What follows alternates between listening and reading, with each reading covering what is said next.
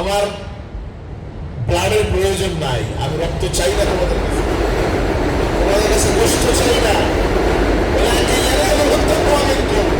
আমি তোমাদের তাকওয়া চাই, তোমাদের পরেশগারি চাই। তাকওয়াটাই হলো আসল।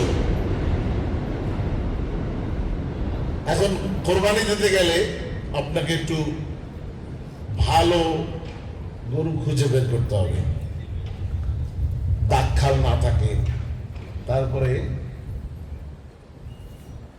আপনার কানা না থাকে। যদি এক চোখ কানা থাকে ওটা দিয়ে কোরবানি হবে না, অনেক বিষয় আছে। আবার অনেকে গাভী গরু দেন, তো যদি পেটে বাচ্চা থাকে তাইলে কোরবানি করার পরে যদি দেখেন বাচ্চা জীবিত আছে, সে বাচ্চা কি করবে? এগুলো মাসালার বিষয় আছে, সে বাচ্চাও আপনার কোরবানি করতে হবে। তো এই জন্য কেনার সময়ই দেখে কিনতে হয়। কোরবানির মাসালা অনেক পেঁচেদা মাসালা। হাদিস থেকে রাসূল পাক সাল্লাল্লাহু আলাইহি ওয়াসাল্লাম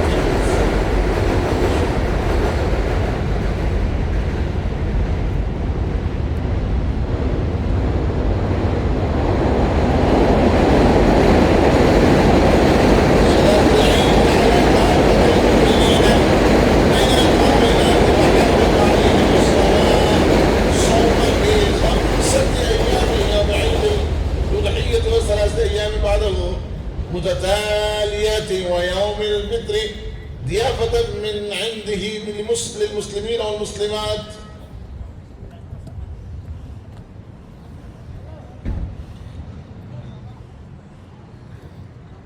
হুজুর ফরমাচ্ছেন যে আজকে কোরবানির দিন, আমরা গতকালকে রোজা রেখেছি না, আরাফাতের দিনে। কোরবানির দিনে রোজা রাখা যাবে? রাখা যাবে না। আজকে, কালকে, পরশু 3 দিন রোজা রাখা হারাম। এই 3 দিন রোজা রাখতে পারবেন না। ঈদ উল ফিতরের দিন রোজা রাখতে পারবেন না।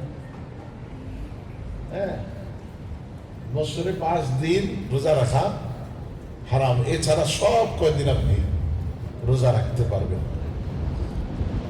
আমরা কোরবানিটা করবো। কোরবানি মানে কি? কোরবানি মিন্স স্যাক্রিফাইস। কোরবানি কোরবানি মিন্স স্যাক্রিফাইস। আপনার টাকা আপনি কামাইলেন সারা বছর, এখন কোরবানি আসলে তখন অনেকের কাছে টাকা থাকে না, অনেকের কাছে কোরবানি করতে টাকা থাকে না।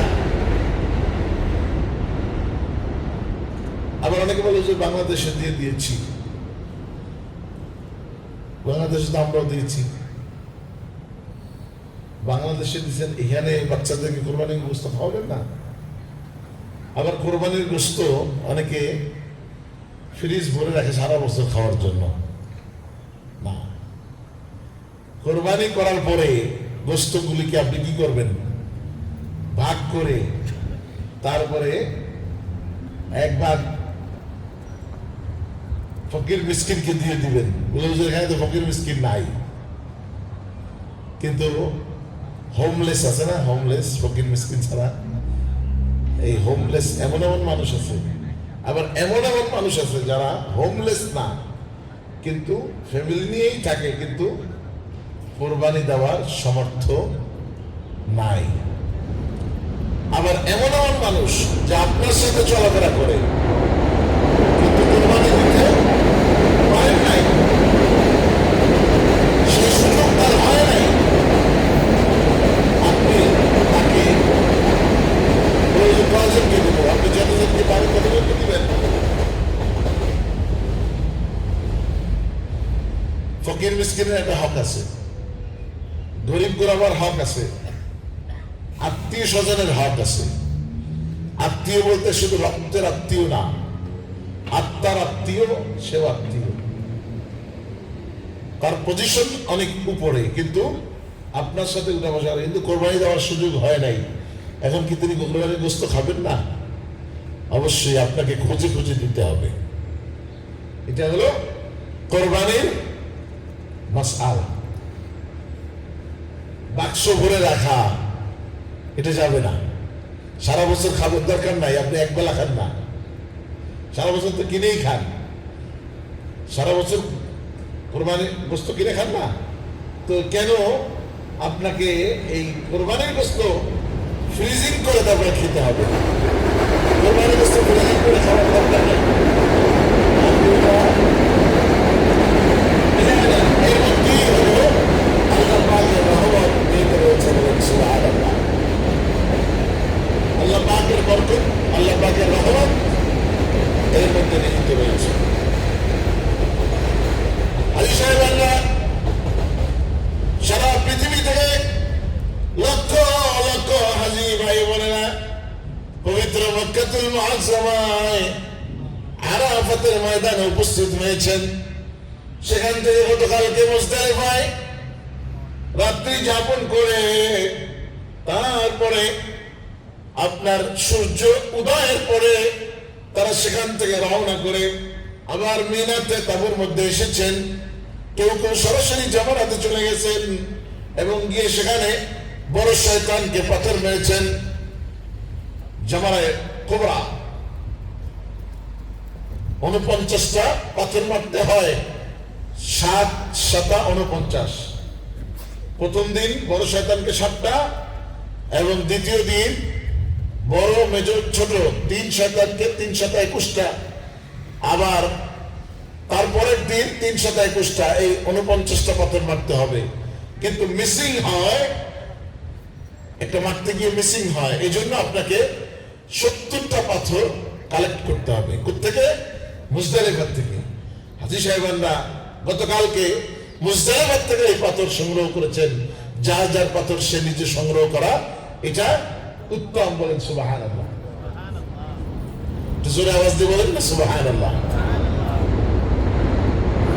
আল্লাহ প্রথম এটা সাক্ষী দিয়ে দেন।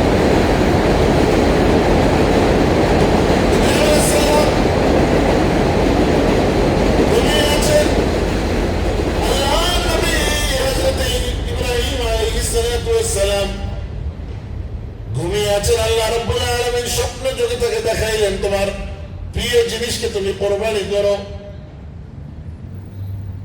এখন প্রিয় জিনিস কি? আবার দ্বিতীয় রাত্রে স্বপ্নে দেখলেন।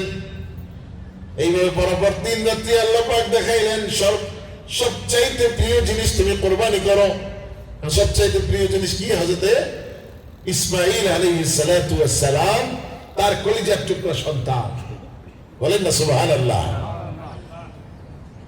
নাম কি হয়েছে? জবিহুল্লাহ ইব্রাহিম খলিলুল্লাহ, আর তার পুত্র ইসমাঈল জবিহুল্লাহ, অর্থাৎ আল্লাহর জন্য যিনি জবাহকৃত। হযরত ইব্রাহিম আলাইহিস সালাতু ওয়াস সালাম দেখলেন যে আমার সবচাইতে প্রিয় হচ্ছে এই আমার সন্তান ইসমাঈল, তাকে কোরবানি করতে হবে। নিয়ে যাচ্ছেন, প্রতিমধ্যে ওই 3 জায়গায় 3 শয়তানকে যে পাথর মারা লাগে, ওখানে 3 শয়তান 3 জায়গায় আপনার ধোঁকা দিয়েছে, ইসমাঈল তোমাকে তো কোরবানি করার জন্য নিয়ে যাচ্ছে।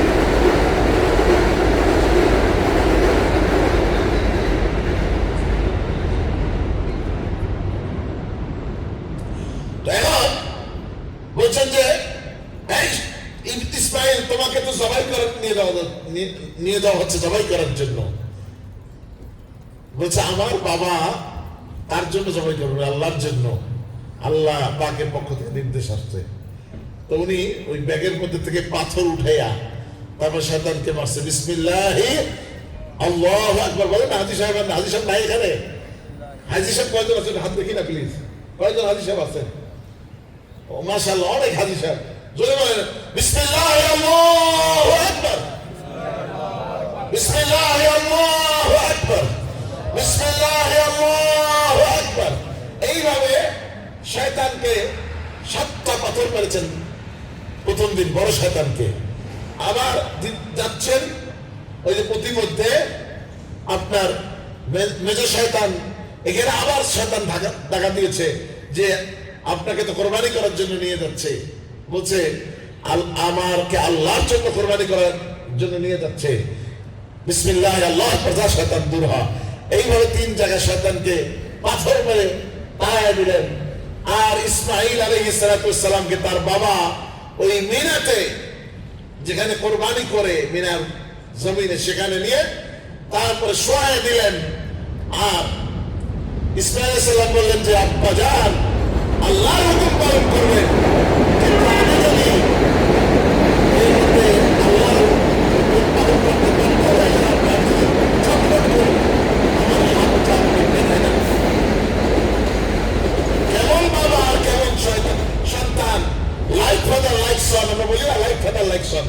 কেমন বাবা আর কেমন সন্তান, বলছে আমি যদি একটু নড়াচড়া করি, মুভমেন্ট করি, তাহলে আপনি আল্লাহর হুকুম পালন থেকে বিরত থাকতে পারেন, বিরত হয়ে বিচ্যুত হয়ে যেতে পারেন, আমার হাতটা বেঁধে নেন। ইসমাঈল আলাইহিস সালামের হাতটা বেঁধে ইব্রাহিম আলাইহিস সালাম যখন ছুরিটা বসায় দিবে, বিসমিল্লাহ আল্লাহু আকবার বলে ছুরি বসায় দিলেন। এরকম বিসমিল্লাহ আল্লাহু আকবার বলে ছুরি বসায় দিলেন। আল্লাহ পাকের রহমতের দরিয়া জোশ মেরে উঠলো যে এই মুহূর্তে যদি ইসমাঈল যাবিহুল্লাহ জবাই হয়ে যায়, তা কিয়ামত পর্যন্ত প্রতিটা বান্দা তার সন্তানকে কোরবানি করবে। দুনিয়ায় মানুষ থাকবে না, আমাকে আল্লাহ বলার লোক থাকবে না, আমার ইবাদত বন্দেগী করার মতো লোক থাকবে না, আমাকে সেজদা দেওয়ার মতো লোক থাকবে না। বলে জিবরিল আমিন যাও এই মুহূর্তে গিয়ে ইসমাঈলকে সরিয়ে দিয়ে বেহেশত থেকে দুম্বা ওখানে সরিয়ে দাও। সাথে সাথে ইসমাঈল আলাইহিস সালাম উনি পাশে দাঁড়ানো, ইব্রাহিম আলাইহিস সালাম চোখ খুলে দেখলেন যে দুম্বা জবাই হয়ে গেছে, তার সন্তান পাশে দাঁড়ানো রয়েছে। চিল্লায়ে বলেন সুবহানাল্লাহ। আজকে আমরা সেই কোরবানি করছি। আল্লাহ পাক যেন আমাদেরকে অন্তর থেকে আমাদের নাফসকে কোরবানি করার তৌফিক দান করেন। সবাই এক আওয়াজে বলেন আল্লাহুম্মা আমিন।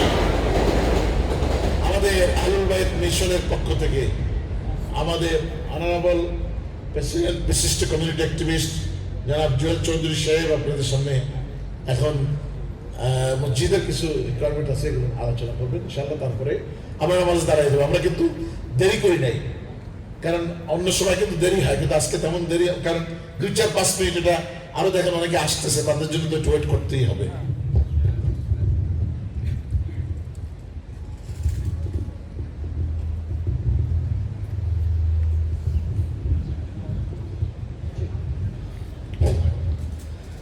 Assalamu alaikum wa rahmatullahi wa barakatuh. Eid Mubarak everyone. ইনশাআল্লাহ অল্প কিছুক্ষণের মধ্যেই আমরা 8:15-এ ঈদুল আজহার জামাত শুরু করবো ইনশাআল্লাহ। এর আগে আমরা চেষ্টা করবো আপনাদের সবাইকে আহলুল বাইত মসজিদ এবং মিশনের পক্ষ থেকে পবিত্র ঈদের শুভেচ্ছা জানাচ্ছি। সারা বছর ব্যাপী আপনারা এই মসজিদে আসেন, নামাজ পড়েন, মসজিদের প্রতি আপনাদের ভালোবাসা আছে, দরদ আছে। দোয়া করবেন আমরা যেন সবাই মিলেমিশে এই প্রবাসে আমাদের কমিউনিটির প্রাপ্তির ব্যঞ্জন অবরোধ থাকি। আজকে চাই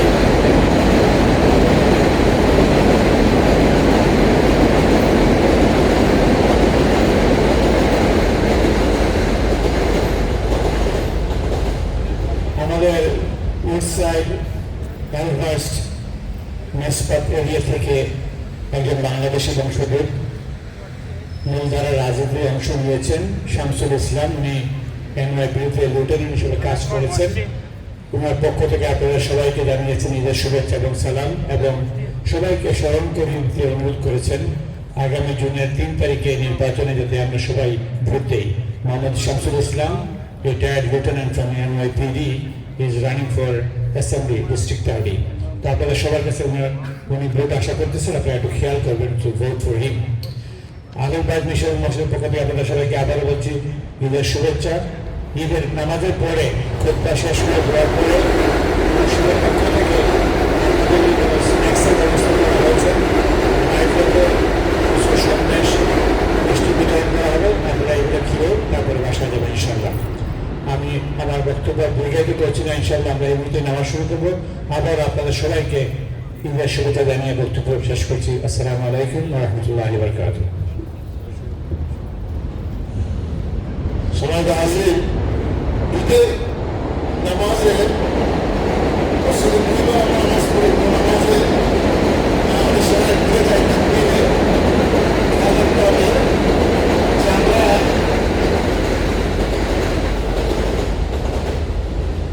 ঈদের নামাজে আমরা অতিরিক্ত 6টা তাকবীর রয়েছে, অতিরিক্ত 6টা তাকবীর রয়েছে। সেটা প্রথমে আমরা এই তাকবীর 3টা দেওয়ার পরে এরপরে আমরা হাত বেঁধে চতুর্থ তাকবীরের সময় হাত বেঁধে ফেলবো। তারপরে আমরা যথারীতি সানা এবং সূরা ফাতিহা এবং অন্য সূরা পড়ে তারপরে রুকুতে সিজদায় গিয়ে আবার দ্বিতীয় রাকাতে যখন আমরা কেরাত করে রুকুতে যাব, রুকুতে যাওয়ার আগে আপনার বিফোর রুকু we do 3 additional takbir. We do additional 3 takbir. After that we do ruku. ইনশাআল্লাহ এই প্রতিবারে তাকবীরের সময় হাতটা ছাড়া থাকবে। এটা মনে রাখতে হবে, জানাজার নামাজে হাত বেঁধে রাখতে হবে, আর ঈদের নামাজে আল্লাহু আকবার বলে হাত ছেড়ে দিতে হবে। আল্লাহু আকবার, আল্লাহু আকবার, আল্লাহু আকবার, লাইক দিস। এইভাবে আমরা হাত ছেড়ে দেব। আর জানাজার নামাজে আল্লাহু আকবার বলে হাত বেঁধে রাখবো, হাত উঠাবো না। যারা হাত উঠায় জানাজার নামাজে এরা আবার অন্য তারা মাযহাব মানে না এরা। তো যাই হোক, সেটা ভিন্ন বিষয়, আমি সেদিকে যাব না। তো আমাদের যেটা করণীয় সেটাই আমি বলবো, যে আমরা হাত বারবার উঠাবো, আল্লাহু আকবার, আল্লাহু আকবার, আল্লাহু আকবার, আল্লাহু আকবার, এইভাবে।